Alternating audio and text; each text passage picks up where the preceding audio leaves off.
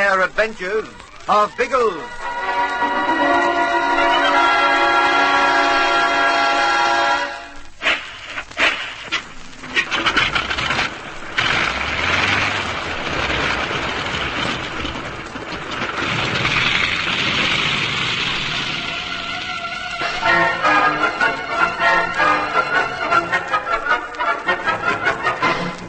The first day on Inagua brings danger and excitement.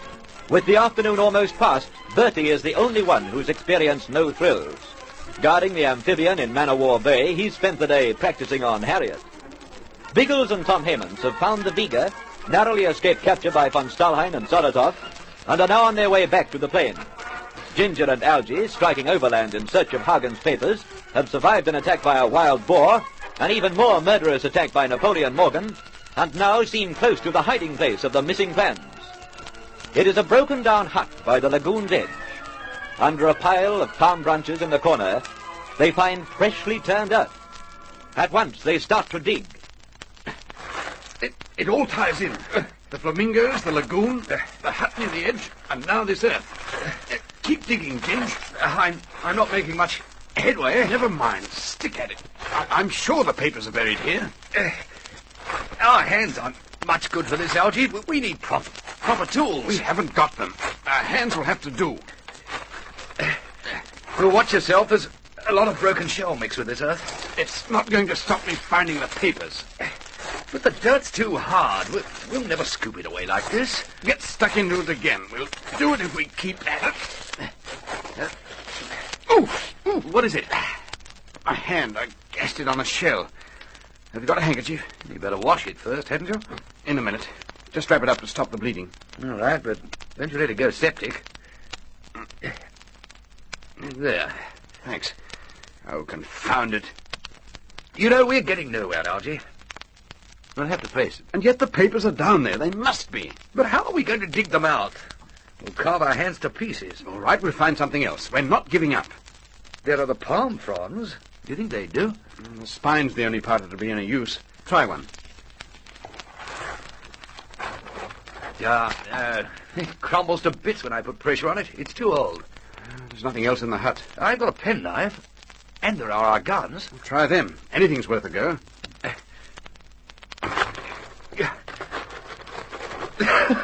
It's like digging the Suez Canal with a kid's wooden spade. See if your gun's any better. No, exactly the same. We need something bigger and sharper. Hey, Algy, and you need to wash that hand. It'll be poisoned if you're not careful. A shell. That might do it. What? There are broken shells in the earth. There must be more outside. Let's see if we can find some. After you've washed your hand. We'll go to the lagoon and fix that first.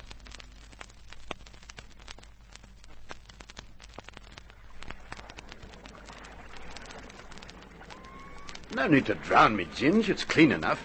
I've started the bleeding again. Hang on, and I'll put the handkerchief around it. Oh, for Pete's sake, don't fuss. I want to get back to those papers. Plenty of time.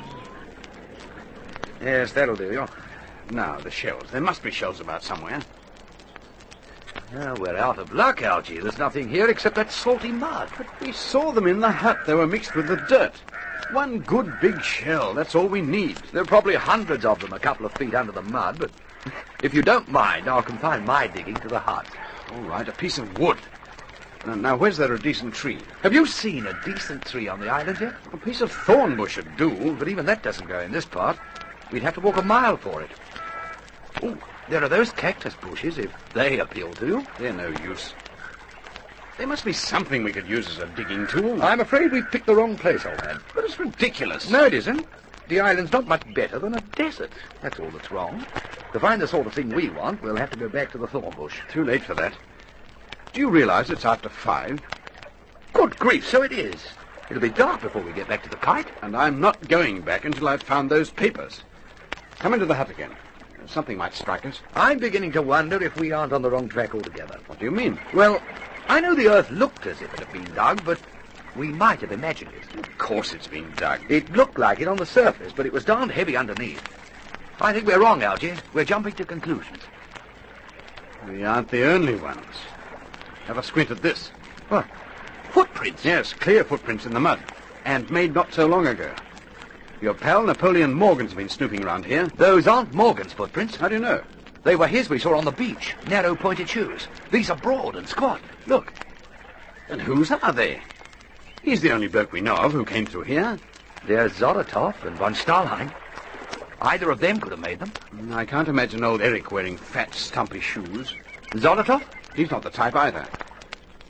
Morgan didn't give any indication that his pals were nearby, did he? Not a mention of them. But that doesn't prove anything. Maybe not. But I still feel footprints were made by someone quite different. Someone we haven't bumped yet. Caesar's ghost, don't tell me there are more blokes after those darn papers. There's nothing to suggest that the footsteps are connected with the papers, except that they're close to the hut. Let's look inside again. What is there to look at? There's nothing in here but a pile of palm fronds. Yes, there is. What's this? A scrap of paper. Is that printing on it? Oh, it looks like an advertising wrapper. By jingo, it is. An advertising wrapper for a film. Someone's undone an ordinary roll of photographic film in here. Hagen. It must have been. This isn't coincidence, Ginge. There are too many things tying in together. Yes, there are. This must be the place where he hid the papers. And they're under that loose dirt in the corner. Of all the rotten situations. We're within a foot or two of them, and we can't get to them. Holy smoke! What the dickens is that? The birds! Come here to the door and look at them. They're taking off. Good grief. I didn't know there were so many flamingos in the world. I did.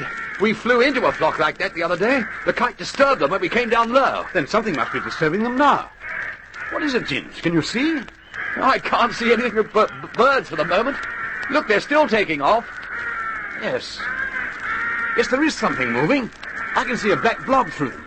It's coming this way. It's a human being by the look of it. Still a fair way off. I wonder... Well, I can't see him very well. I can't even make out what he's doing. Even so, those nesting grounds aren't far from here. It's the atmosphere. Notice how misty it's become. What the blazes is that bloke up to? He seems to bob down every now and again. I've got it. He's pinching the flamingo eggs. Is that all? It could get him into a spot of bother. It's illegal. Well, so long as he's not pinching the papers that Hagen pinched, I couldn't care less. Yes, that's what he's doing. He's carrying a big basket on his head. He bobs down, picks up an egg, and puts it into the basket. He's seen us. He must have guessed we were coppers. Looking at the way he's diving for those cactus bushes. He can move fast for a fat bloke. Yeah. Well, he's safe now. I'm not going to chase him through the cactus. A Negro, wasn't he? I think so. And that answers the riddle of the footprints. They must be his. Yes, most likely are. I say, Algie, that isn't a man. Eh? Look, sneaking from behind the cactus. It's an enormous negress. The old duck must have had a donkey tethered there. Hello there! Hello! She must have seen your footprints, Algie. She knows you're a copper. I'd call that evading arrest at some speed. She's certainly not going to stay and talk to us. Oh, well, what she does is none of our business. Hello? What's up? Rain. It's beginning to spit. By George, it'll be doing more than that in a minute. The sky's black. We'd better duck back to the hut. Back to the kite, you mean? I don't want to be marooned in a tropical storm. But we haven't found the papers yet. We can come back tomorrow with a spade. Right now, I'm more concerned with my own skin than any secret plans. Let's head for the plane, Algie. Fast!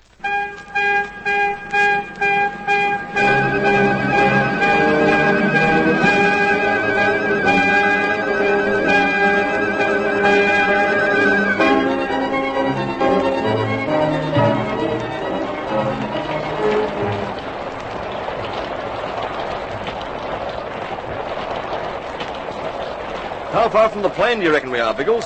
I can't tell how far we've come since the rain started. But I should think we've about another mile to go. Oh, that'll take us an hour. And there's the thorn bush to go through yet. What'll the storm be like in an hour? Ghastly. You can see how quickly it's building now. Then we'll have to make the kite in less than an hour. Get a move on, Tom. We must be aboard before the storm reaches its height.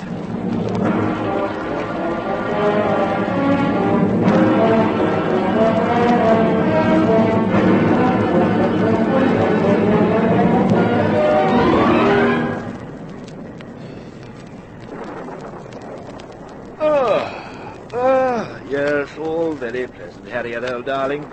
It's a joy to spend an afternoon alone with you.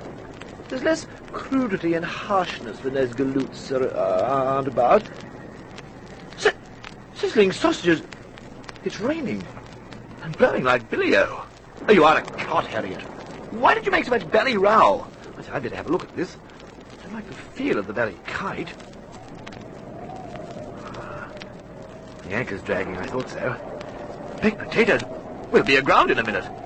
Harriet, old dear, I hate to leave the boys in the wet, but if we stay here, they won't have a kite to come back to. We'll have to take off without them.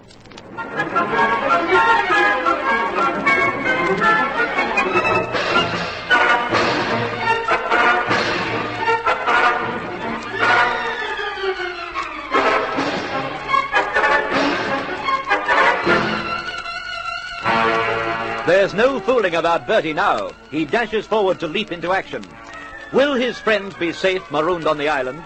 Are the missing documents really in the hut by the lagoon? Listen for exciting developments in the next chapter of The Air Adventures of Biggles.